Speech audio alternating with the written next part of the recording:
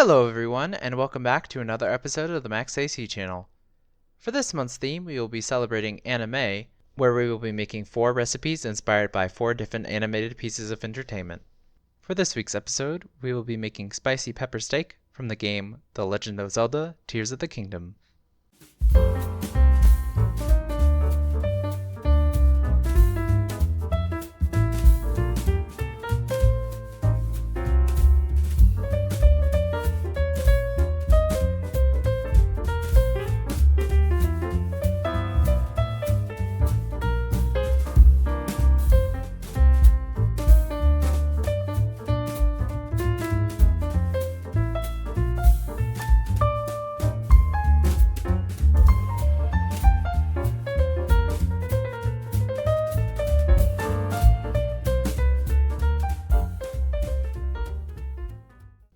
For this recipe, you will of course need some ribeye or sirloin steak, and some pork shoulder steak or pork chop.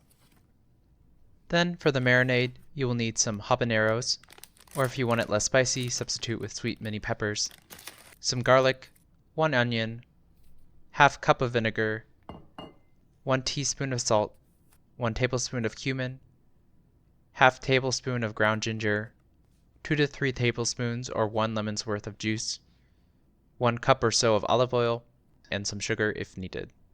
Then, for the steaks, you will need some more salt and pepper, as well as some butter or oil for cooking them. Then, for garnishing, you will need 2 peppers and some sort of mixed greens. First, heat up some oil in a pan. Then, while we wait, crush the garlic with a knife to remove the skin. Don't worry about chopping it up for now. We will be blending it all later in a food processor. Though, if you don't have one or don't want to use one, I recommend cutting it up into smaller pieces now. In addition, I would probably recommend using a bit less oil if you don't plan on blending it later. Then, once your garlic is ready and the oil is hot enough, put the garlic cloves in and keep cooking them until they turn golden brown. While we wait for that to cook, we'll prepare the rest of the ingredients. Chop up your onion by making horizontal slits like so. Then make vertical slits as well. And then dice your onion by cutting it downwards across these cuts. Then for the habanero peppers, destem them using a knife, and then to adjust the spiciness, you may also remove some seeds as well to make the marinade less spicy. Though, of course, if you want level 2 cold resistance, I recommend making your marinade super spicy to stave off the cold. And again, if you don't want to use a food processor, I recommend cutting the ingredients up now. Once your ingredients are prepped and your garlic is ready, add in your habanero, onions, cumin, and ginger, and let that simmer for 10 minutes or so, or until the onions have softened. Don't forget the salt. Once this is done, let it cool down, and while we wait, trim some of the excess fat off of the beef and pork steaks if you want, and then season the steaks with salt and pepper. Then, when your vegetables are cooled down, add the mixture into a food processor or blender, and add the vinegar and lemon juice, and then give it a couple of pulses until it becomes a thick sauce.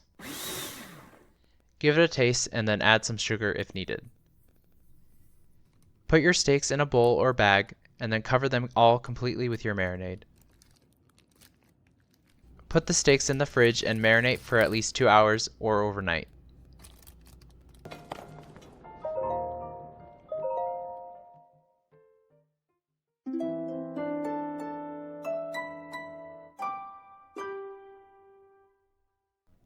Then, when you're ready to cook your steaks, take them out of the fridge and set them out for a few minutes or so to let them come up to room temperature. Set a pan on high to medium-high heat, and then once it's hot enough, add in your butter or oil.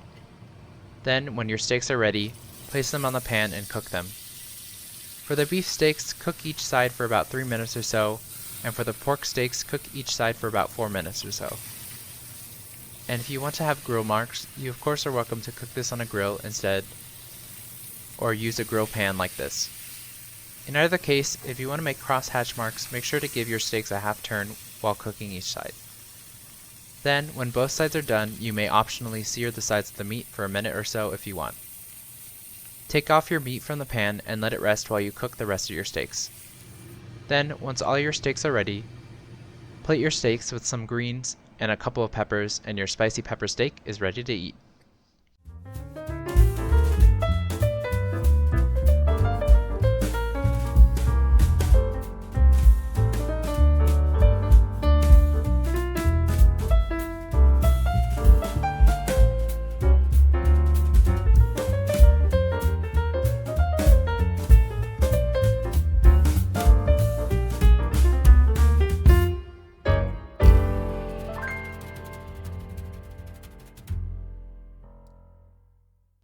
I was trying to decide which recipe I wanted to make to celebrate the release of Tears of the Kingdom this week, but I wasn't sure what would be the best dish to represent the game.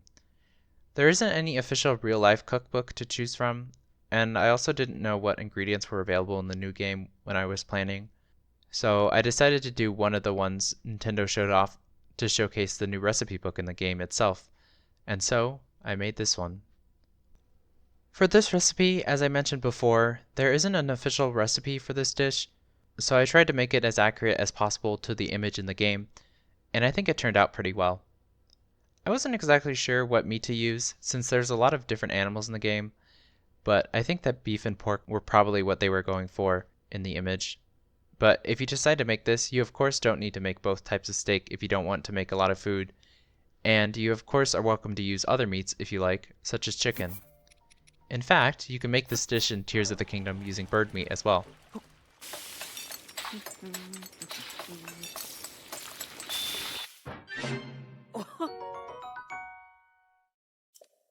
Speaking of which, if you're watching this video around the time it is released, I am currently doing my playthrough of Tears of the Kingdom on this channel as well, so if you want to tune in, you might see me cook this dish in the game.